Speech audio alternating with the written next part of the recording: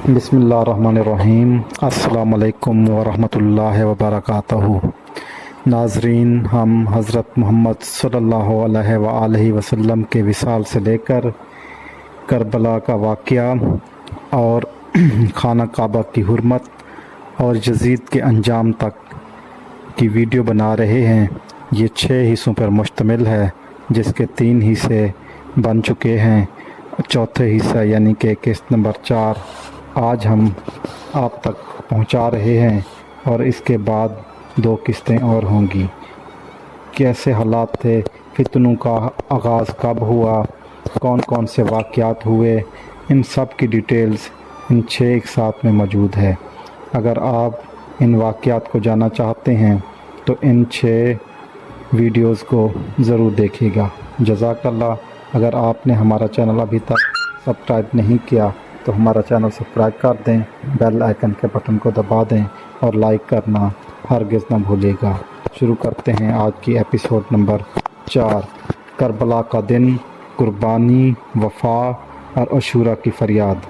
اب حسین نواز رسول صلی اللہ علیہ وآلہ وسلم اپنے اہل بیت وفادار اصحاب کے ساتھ کربلا کی تپتی ریت پر خیمہ زن ہو چکے ہیں۔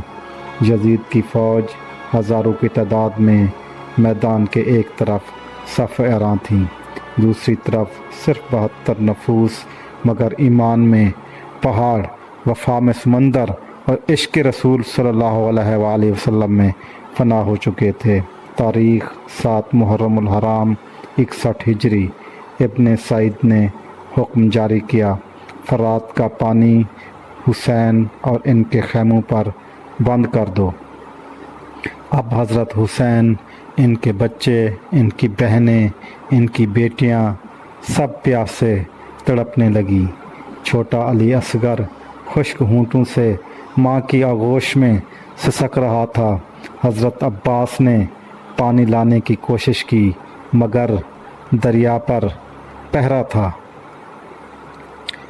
8 اور 9 محرم شب عاشوراء، حضرت حسین نے دشمن کو مخاطب کیا، تم جانتے ہو میں کون ہوں؟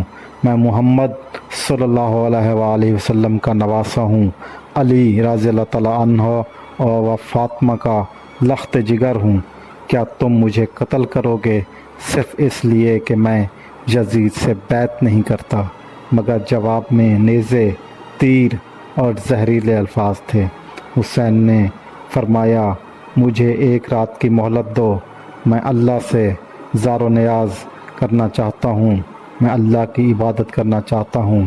رات آئی، چراغ بجھ گئے، اصحاب جمع ہوئے۔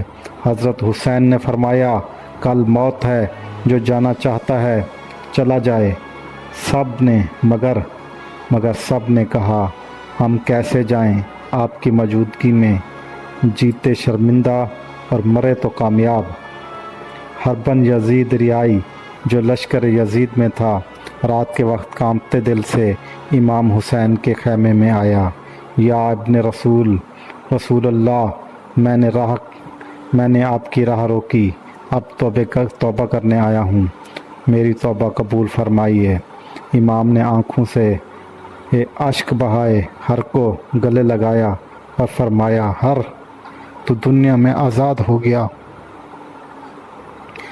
عاشوراء کی صبح 10 محرم حرام، حضرت حسین نے فجر کی نماز پڑھی، آسمان سرخ تھا، زمین پر سکوت۔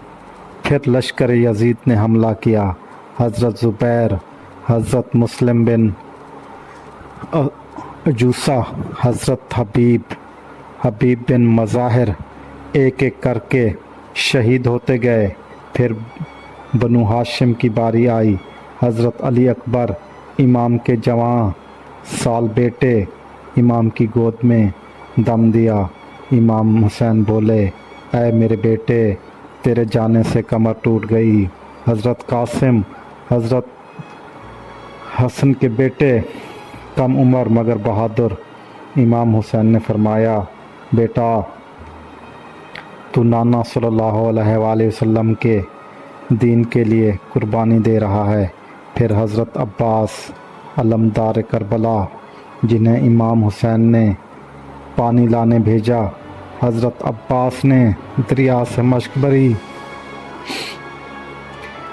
مگر خود پانی نہ پیا کیونکہ حسین پیاسے تھے۔ واپس آتے ہوئے بازو کٹ گئے مگر علم نہ گرا۔ نیزہ سینے میں لگا، عباس زمین پر گرے۔ بھائی حسین، اب میں نہ پانی لا سکا نہ واپس آ سکا۔ امام حسین دوڑ کر پہنچے، چہرے کو اٹھایا اور فرمایا، اب میرا سہارا ختم ہو گیا۔ علی اصغر سب سے کم عمر شہید۔ 6 ماہ کے علی اصغر ماں کی گود میں تڑپ رہے تھے۔ امام نے فرمایا، اگر مجھ پر رحم نہیں تو اس شیر خوار پر رحم کرو۔ یزید کا سپاہی ہرملہ، کمان تانی اور 3 نوک والا تیر علی اصغر کے گلے کو پار کر کے گیا۔ امام نے اپنے ہاتھوں سے خون لیا، آسمان کی طرف بلند کیا مگر زمین بھی وہ خون قبول نہ کر سکی۔ اب صرف حسین باقی تھے۔ امام نے خیمے میں الوداع کیا، بہن زینب کو گلے لگایا، بیٹی سکینہ کو چوما، امام زین العابدین کو سپرد کیا۔ بیٹا تم بیمار ہو، میرے بعد صبر کی تصویر بننا۔ میدان میں آئے، آخری خطبہ دیا، لوگو میرے نبی صلی اللہ علیہ وآلہ وسلم کا نواسہ، میں نبی صلی اللہ علیہ وآلہ وسلم کا نواسہ ہوں، کیا کسی نے نواسہ قتل کیا ہے؟ مجھے تمہارے مال یا دنیا سے غرض نہیں، میں صرف حق کی خاطر نکلا ہوں۔ پھر جنگ شروع ہوئی، ہر طرف دشمن، امام حسین اکیلے مگر شیر خدا کے وارث، تیر، نیزے، خنجر۔ امام حسین زخمی ہو کر زمین پر گرے۔ شمر آگے بڑھا اور ظلم کی آخری حد کر دی۔ نواسہ رسول صلی اللہ علیہ وآلہ وسلم سجدے میں تھے، گردن پر خنجر چلایا، خون حسین زمین پر گرا، آسمان سرخ ہو گیا، فضا تھر تھرا اٹھی، سورج گرہین زدہ ہوا، زمین ہلنے لگی۔ امام حسین شہید ہو گئے مگر یزید کامیاب نہ ہو سکا۔ حسین زندہ ہیں، حق کے نام پر اور ہمیشہ رہیں گے۔ اب ظلم کے بعد قید، شام کا دربار اور حضرت زینب کی بے مثال خطابت کا وقت آ چکا ہے۔ اگر آپ کو یہ ویڈیو پسند آئی ہے تو اسے لائک کریں، شیئر کریں، سبسکرائب کریں۔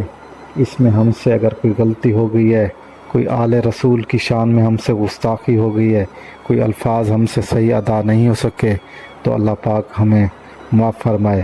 ہم سے شاید صحیح الفاظ ادا نہ کیے ہوں، ان کی شان میں اللہ پاک ہمیں حسینی بنائے، حسین کے طریق پر چلنے کی توفیق عطا کرے، ظالم کے آگے ڈٹ جانے کی توفیق عطا کرے۔ آمین ثم آمین۔ باقی قسط نمبر 5 اور 6 ملاحظہ فرمائیے گا۔ جزاک اللہ۔ اللہ حافظ۔